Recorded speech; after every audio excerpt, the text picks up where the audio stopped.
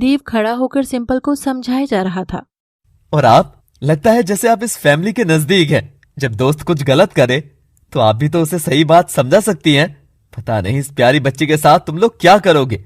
जिया बेटा, मैंने आपको अपना नंबर दिया है ना, अगर कभी भी जरूरत लगे तो आप मुझे कॉल करके बुला लेना। ओके देव। जिया देव से हाथ मिलाती है और दोनों में दोस्ती हो जाती है। तब देव रिमझिम के काउंटर पर अपना हाथ पटकता है। 1 कॉफी प्लीज। पिक्चर खत्म हो गई है, अब मुंह बंद करो और काम करो। रिमझिम को देव की अकड़ बिल्कुल अच्छी नहीं लग रही थी। Sure sir. और देव की कॉफी आती है तो वो कॉफी हाथ से जैसे ही थामता है, रिमझिम की नजर देव के अंगूठी वाले हाथ पर चली जाती है और वो हौले से घबरा सा जाती है। ये तो वही काली मर्सिडीज वाला है जिसकी गाड़ी मैंने तोड़ी थी। मैं ये हाथ कभी नहीं भूल सकती। देव वहां से चला जाता है। रिमझिम और सिंपल दोनों मिलकर जिया को घूरते हैं। जिया ही करने लग जाती है। आप दोनों मुझे ऐसे तो देख रहे हो?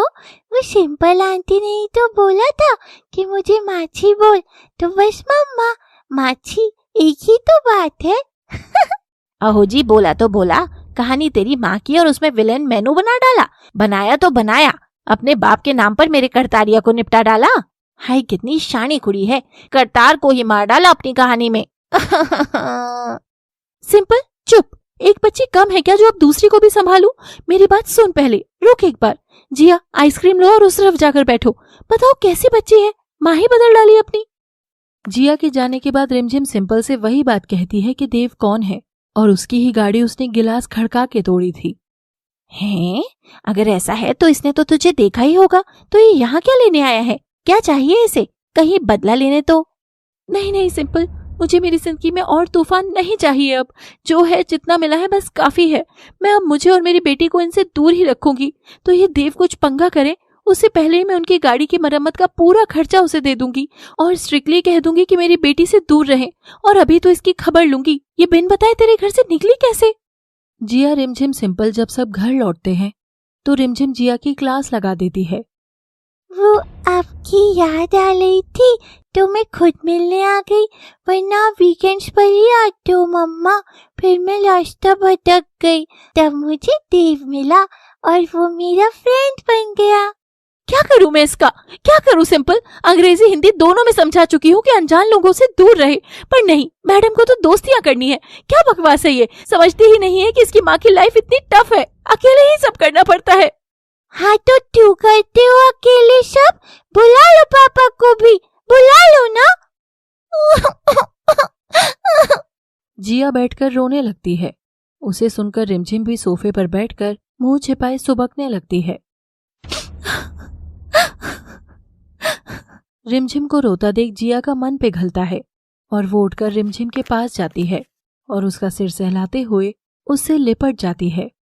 मम्मा मत रोना, पापा नहीं चाहिए, बस आप चाहिए, मत रो मम्मा। मैं तेरा ही भला चाहती हूँ बेटा, पहले तू मुझसे प्रॉमिस कर कि तू उस देव से दूर रहेगी। मम्मा नहीं, but he is my friend. कोई दोस्ती वोस्ती नहीं करनी, बस पता नहीं अनजान आदमी कौन है, कहाँ से आया है, क्यों तुझसे टकराया। नहीं, तू बस ना उससे मिलेगी ना बात करेगी, कल को वो हमारे घर तक भी आ सकता है। जिया रुआंसे मन से हाथ उठाकर रिमझिम के हाथ पर रखने ही वाली होती है कि तभी अचानक से दरवाजे की घंटी बजती है और जिया हाथ पीछे खींचकर खुश होकर दरवाजे की ओर दौड़ती है। देव आया होगा, मेरा देव। ये देख रिमझिम सिंपल की ओर देखती है और दोनों अपना माथा पीट लेती हैं। अब घर का एड्रेस भी बता दिया इसने उस बदमाश को। देव घर के अंदर आता है, उसके हाथ में एक गिफ्ट था। This is for my little friend Jiya. Mamma mamma, I got gift, I got gift, thanks Dev. Jiya जो कुछ मिनट पहले रिमझिम से लिपट रही थी, वो चुटकी बजाते ही अब सिंपल से लिपट जाती है और उसे माँ पुकारने लगती है। जैकेट शैकेट जीन वीन पाकर तुसी किस लिए पधारे हो जी यहाँ? वो मुझे जिया का मैसेज आया था कि यहाँ सब उसे डांट रहे हैं, तो उसकी साइड लेने मैं आ जाऊं। देखो, इसने व्हाट्सएप पर लोकेशन भी शेयर की थी। सब जिया को घूरते हैं तो जिया देव के पीछे छिप जाती है। रिमझिम अब चुप करके बैठ जाती है। देव उसे बार बार देख रहा था। ये घर तुम्हारा है ना? हे यू कॉफी गर्ल, ये घर तुम्हारा ही है ना? तो मुझे जिया ने यहाँ क्यों बुलाया? देव, वो मैं अब मम्मा पास नहीं, इनके पास रहूंगी। तुमको भी जब मुझसे मिलना हो ना तो यही आना।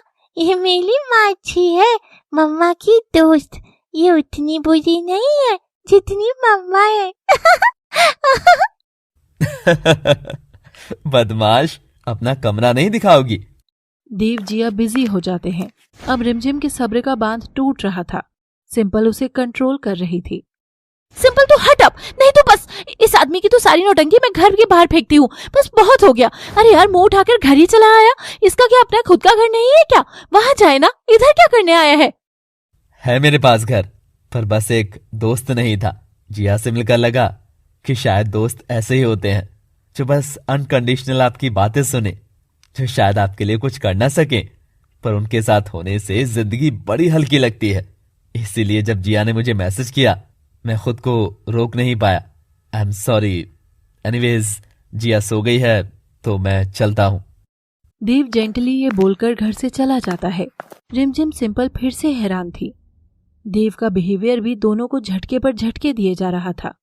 यार रिमझिम, वैसे सच कहूँ तो तू ओवर रिएक्ट मत कर। अपनी जिया के साथ उसे अच्छा लगता है, जिया को उसके साथ अच्छा लगता है, तो तेरे पेट में क्यों गुड़गुड़ हो रही है? मिलने देना दोनों को। तू पहले जलना बंद कर। खुद तो अपनी बेटी के साथ समय नहीं बिता पाती, अब कोई और बिता रहा है तो जलेगी तू। धत। रिमझिम भी कमरे में जाकर दरवाजा बंद कर देती है।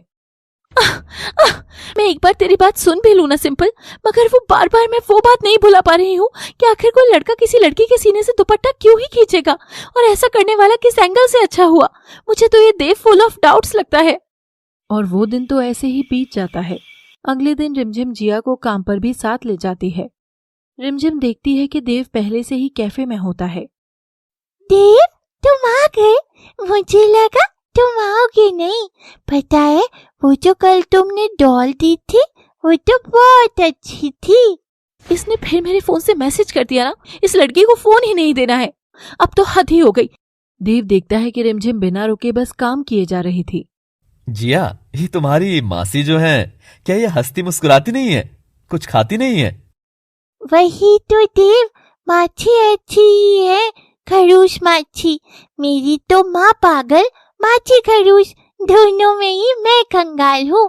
बस एक मैं अच्छी और एक तुम अच्छे, बाकी सब तो पागल है। शैतान, पर ये ऐसी रहती क्यों है? बचपन में चारपाई से गिर गई थी, वो भी सिर के बल, तब से ऐसी ही है। अच्छा जी, तो इनको बचपन में गिरते हुए तुमने देखा था? हाँ हाँ, देखा था देव। मैं उसी चारपाई के नीचे जो छिपी हुई थी, बस मैं तब और छोटी थी। एनीवेज, दे तो मुझे क्या, मैं तो कह कर थक गई हूँ।